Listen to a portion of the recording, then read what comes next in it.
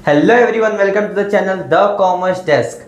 अब जो है ये वाले वीडियो में हम लोग देखेंगे बैंकिंग वाला जो चैप्टर जो हमारा लास्ट वीडियो में आधा रह गया था, वो आधा बाकी का जो आधा है वो आज हम लोग कंप्लीट करेंगे। सो स्टार्ट करेंगे हम लोग फंक्शंस ऑफ सेंट्रल बैंक से। पहले थोड़ा सा रिकैप दे देता हूँ कि बैंक होता क्या है। बैंक जो है वो एक ऐसा इंस्टीट्यूशन होता है जहाँ पे पब्लिक जो है वो अपना पैसा डिपॉजिट करते हैं एंड उनके पास से लोन भी ले सकते हैं। ठीक है, तो अब हम लोग सेंट्रल बैंक, अपना सेंट्रल बैंक कौन है? आरबीआई। ठीक है, तो सेंट्रल बैंक जो है वो हर कंट्री में एक ही होता है और हमारे कंट्री में है आरबीआई। तो उसके जो है फंक्शंस क्या क्या होते हैं आज हम लोग वो देखेंगे। सबसे पहले bank of issue. Bank of issue का मीनिंग ये है कि जितने भी नोट्स जो इशू होते हैं वो सबको इशू करने का जो पावर है वो है सेंट्रल बैंक के पास ही। सिर्फ वही इशू कर सकता है और कोई इशू नहीं कर सकता। ठीक है, अब उसके वजह से होता क्या है कि एक ही इंस्टीट्यूशन एज इशू कर रहा है तो उसके वजह से यूनिफॉर्मिटी आता है। अगर अलग अलग इंस्टीट्यूशन जो है वो अपना अपना करेंसी निकालना चालू कर देंगे तो एक नेशन में जो है यूनिटी नहीं रहेगा, सबका जो पैसा है वो अलग अलग होगा, तो एक यूनिवर्सलिटी जो है वो नहीं आएगा।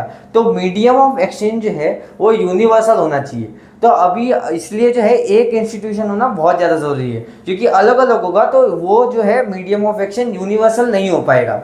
तो इसके लिए बैंक ऑफ इशू जो है वो एक ही होता है, जो कि होता है सेंट्रल बैंक। सेकंड हमारा ये है banker, fiscal agent and adviser to the government. अब आरबीआई जो है वो सिर्फ नॉर्मल पब्लिक का पैसा ही मैनेज नहीं करता, वो गवर्नमेंट का ही पैसा मैनेज करता है। तो गवर्नमेंट का भी जो एक्सपेंडिचर, रेवेन्यू वगैरह जो भी सब होता है उसका भी जो है मैनेजमेंट आरबीआई ही करता है। इसके लिए उसको बोला गया बैंकर ऑफ द गवर्नमेंट। ठीक है, देन है फिस्कल एजेंट। फिस्कल एजेंट मतलब, फिस्कल मतलब जो भी मॉनेटरी, जो पैसे से रिलेटेड जो भी अपना पॉलिसीज होते हैं उसको बोलते हैं फिस्कल। जब वो गवर्नमेंट अपना पॉलिसीज बनाता है मनी से रिलेटेड उसको बोलते हैं फिस्कल, और जब बैंक मतलब जो आरबीआई है वो बनाता है तब उसको बोलते हैं मॉनेटरी पॉलिसीज। बट जो फिस्कल पॉलिसीज है जो गवर्नमेंट इशू करती है मनी से रिलेटेड, उसमें भी जो है आरबीआई असिस्ट करता है, क्योंकि डेटा जो है सब कुछ कैलकुलेट वगैरह जो है वो आरबीआई ही करता है। तो इसके लिए उसके पास पूरा बेस होता है इंफॉर्मेशन का, तो उस इंफॉर्मेशन के बेसिस पे जो है गवर्नमेंट अपना फिस्कल पॉलिसीज जो है वो लेकर आती है। Then adviser to the government. अब एडवाइजर कैसे है कि अभी देखो बैंकर है वो गवर्नमेंट का, तो एज वो बैंकर है गवर्नमेंट का तो इसके लिए गवर्नमेंट के सारे रेवेन्यू, एक्सपेंडिचर सब कुछ जो है वही हैंडल करता है। तो एज वो सब कुछ हैंडल कर रहा है तो वो जो है इसके लिए असिस्ट भी करता है गवर्नमेंट को, जब भी ऐसा मॉनेटरी कोई डिसीजन लेना होता है तब, तो इसके लिए एडवाइजर भी है वो अपना गवर्नमेंट के लिए। देन है बैंकर टू द बैंक्स। अब जो बाकी बैंक्स है उसके लिए भी जो है आरबीआई जो है उनके फादर जैसा है, क्योंकि वो एकदम टॉप पे आता है। एंड अगर किसी भी बैंक को कुछ भी मनी का प्रॉब्लम है या ऐसा कुछ भी है तो वो जो है जाते हैं आरबीआई के पास ही। तो इसके लिए जो है वो बाकी बैंक्स का जो पैसा है वो भी जो है मैनेज करता है। तो इसके लिए वो जो है बाकी सब बैंक मतलब cooperative bank, then commercial bank, ये सब जितने भी बैंक्स होते हैं उनका पैसा मैनेज करता है वो। तो इसके लिए आरबीआई जो है उनका भी बैंकर है। Then custodian of nations foreign exchange reserve. ये जो जितना foreign investment and exchange reserve आता है ना वो भी जो है आरबीआई के पास ही आता है, आरबीआई के पास ही डिपॉजिट होता है। तो इसके लिए वो भी जो है कस्टडी में रहता है आरबीआई के। तो इसके लिए बोला है कि custodian of nations foreign exchange reserves. Then है lender of the last resort. Lender of the last resort का मीनिंग ये है कि अगर मान लीजिए किसी भी बैंक जो है उसका कंडीशन बहुत ही खराब है एंड उसने बाकी सब जगह पे ट्राई कर लिया बट उसको पैसे की हेल्प नहीं मिल रही है, तो वो लास्ट में जो है हेल्प के पास जाती है आरबीआई के पास ही और आरबीआई उसको हेल्प कर देती है।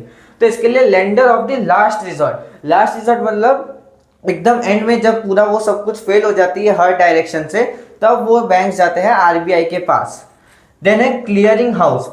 अब आजकल के टाइम पे कैसा है ना कि ऑनलाइन ट्रांजैक्शन ये सब जो है रेलेवेंट हो चुका है, बट पहले के टाइम पे कैसा था ना कि अगर इंटर बैंक ट्रांजैक्शन होता था तो उसको सेटल करने के लिए जो है आरबीआई ने एक हाउस सेटअप किया था।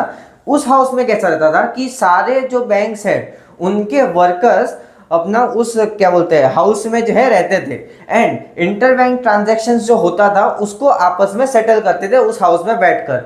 बट अभी जो है उसकी ज़रूरत हमको नहीं पड़ती है। तो ये भी एक फंक्शन था सेंट्रल बैंक का, क्लियरिंग हाउस।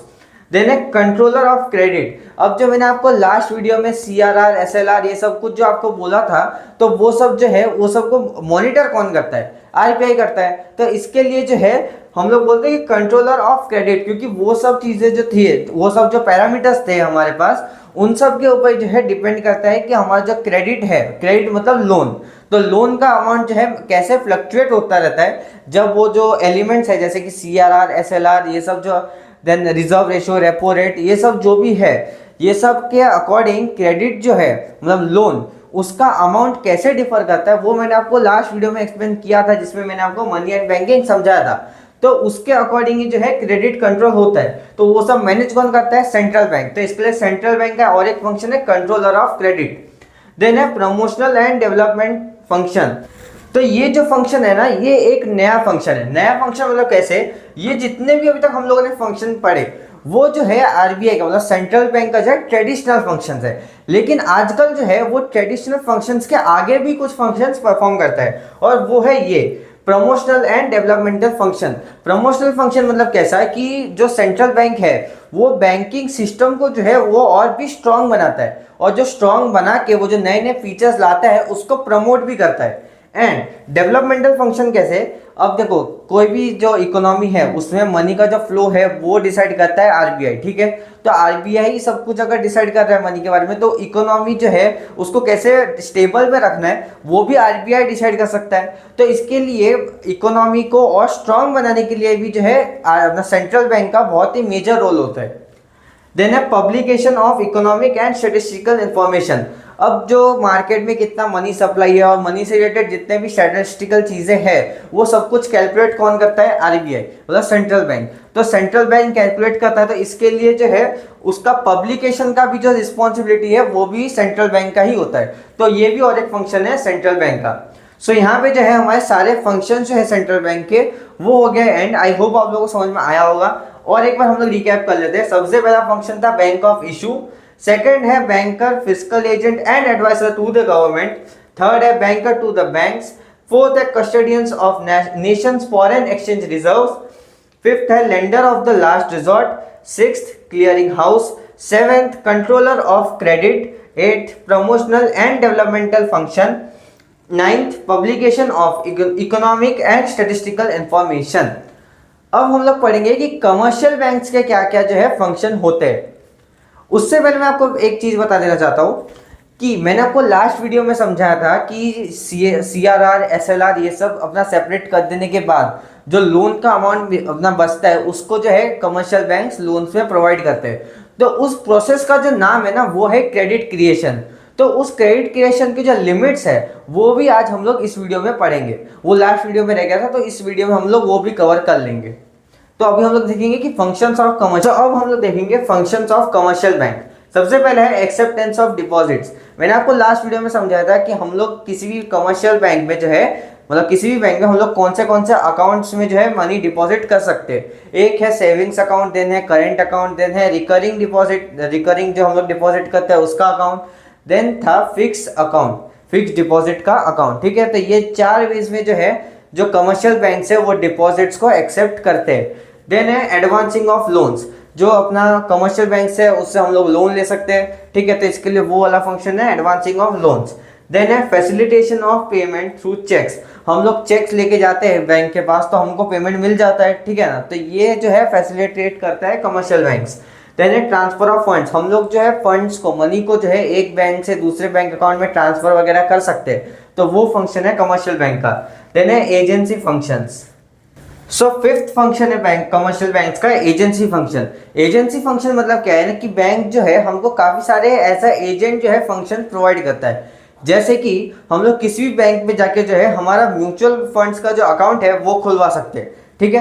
देन हम लोग जब स्टॉक्स वगैरह में डील करते हैं तब जो है एक फैसिलिटी है जो मतलब हम लोग जो परचेज और सेल करते हैं तो उसमें जो है बैंक जो है एज एन एजेंट जो है उसको फैसिलिटेट करता है, ठीक है? देन उसके बाद और भी काफी सारे जो है जैसे फॉरेन ट्रेड में अगर हम लोग को ऐसा क्या बोलते हैं एक्सचेंज करना है तो वो सब भी जो है RBI किसी किसी कमर्शियल बैंक्स को ग्रांट करता है।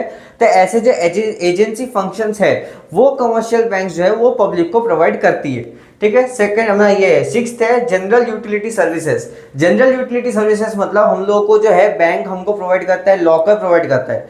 जिसमें हम लोग ज्वेलरी एंड अदर जो वैल्यूएबल आइटम्स है उसको हम लोग रख सकते हैं। देन हमको जो है वो प्रोवाइड करता है क्रेडिट कार्ड्स अपना प्रोवाइड करता है। देन फाइनेंशियल सर्विसेज प्रोवाइड करता है। तो ऐसे जो है यूटिलिटी की जो चीज़ें है, मीन्स हम लोगों को जो यूजफुल चीज़ें है वो हमको जो है कमर्शियल बैंक्स प्रोवाइड करता है। देन है क्रेडिट क्रिएशन। क्रेडिट क्रिएशन का मीनिंग जो है ये जो है रिलेटेड है क्रेडिट मल्टीप्लायर से, जो मैंने आपको लास्ट वीडियो में समझाया था, जिससे जो है हम लोग जितना मनी डिपॉजिट करते हैं वो मल्टीप्लाई हो के एक अमाउंट तक पहुंच जाता है। तो जिसके वजह से क्या होता है ना कि पब्लिक ने इनिशियली जितना पैसा डिपॉजिट किया है उससे बहुत ज़्यादा पैसा जो है बैंक के पास आ जाता है लोन ऑफर करने के लिए। ठीक है, तो उसको बोलते हैं हम लोग क्रेडिट क्रिएशन, जिसमें वो पैसा मल्टीप्लाई हो के जो है जितना डिपॉजिट किया था उससे बहुत ज़्यादा बढ़ जाता है, जो एज अ लोन जो है बैंक हम लोग को प्रोवाइड कर देती है। ठीक है, तो ये सारे जो फंक्शन थे वो थे फंक्शंस ऑफ कमर्शियल बैंक। अब हम लोग देखेंगे लिमिट्स टू क्रेडिट क्रिएशन। तो सबसे पहले है हमारा लिमिट्स ऑफ क्रेडिट क्रिएशन का total amount of cash reserves.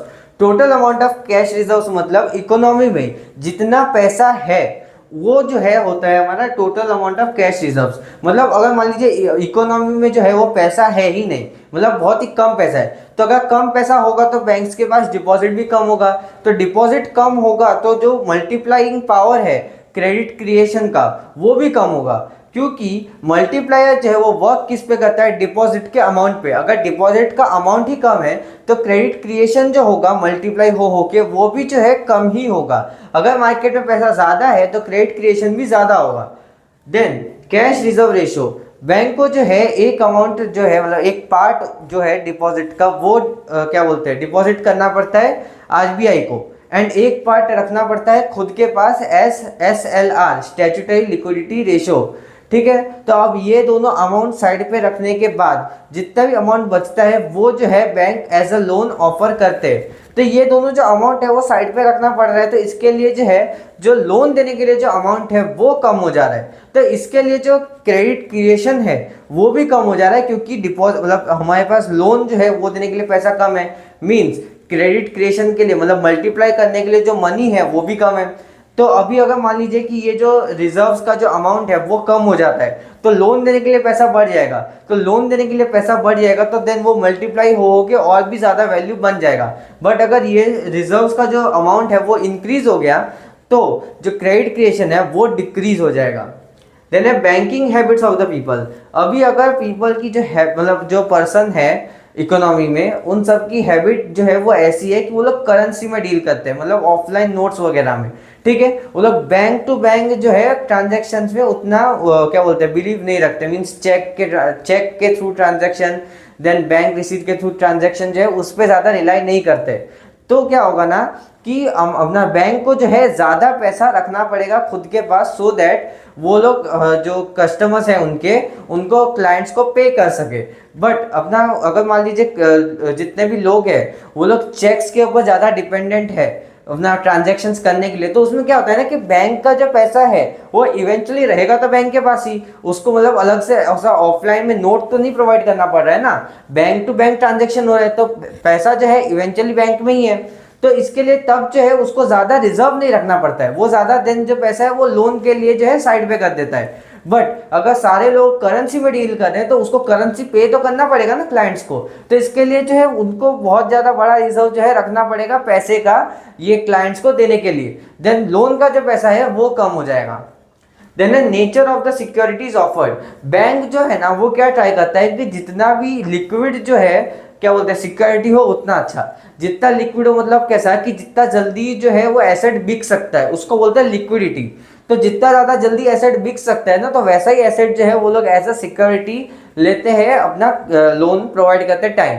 But अगर मान लीजिए कि इकोनॉमी में जितने भी लोग हैं उनके पास प्रॉपर एसेट ही नहीं है सिक्योरिटीज़ के लिए ऑफर करने के लिए, तो बैंक जो उनको लोन प्रोवाइड कर नहीं पाएगा। तो इसके वजह से जो क्रेडिट क्रिएशन है मतलब जो मल्टीप्लाई होगा पैसा मल्टीप्लाई नहीं हो पाएगा, क्योंकि हम लोग लोन से प्रोवाइड नहीं कर पा रहे।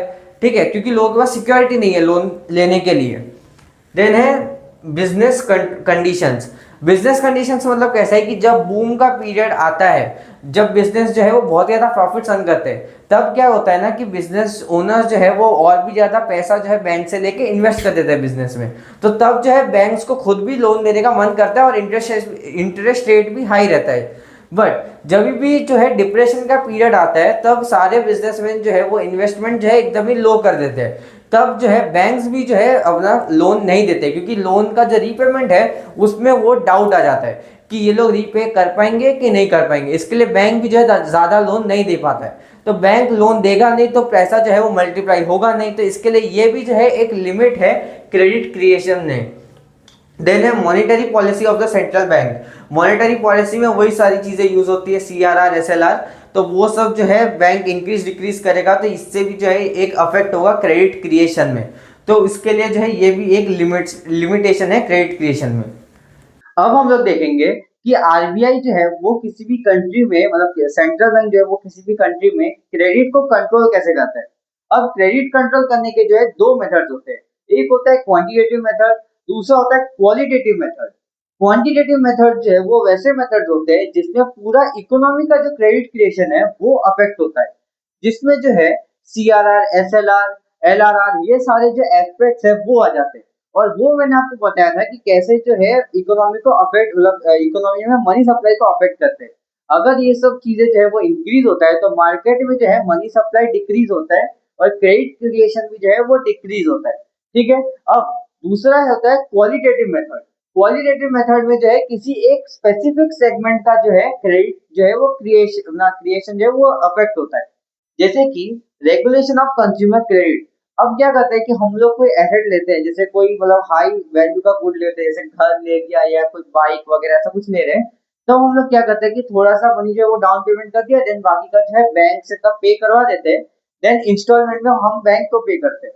तो इसमें जो है आरबीआई जो है वो ऐसा करके प्रिवेंट कर सकता है ये लोन को देने से, कि वो इंटरेस्ट रेट जो है वो बढ़ा देगा इस लोन के ऊपर।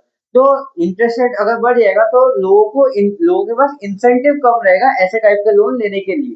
तो ऐसे करके जो है तो अपना ये आरबीआई जो है वो रेगुलेट कर सकता है कंज्यूमर क्रेडिट को।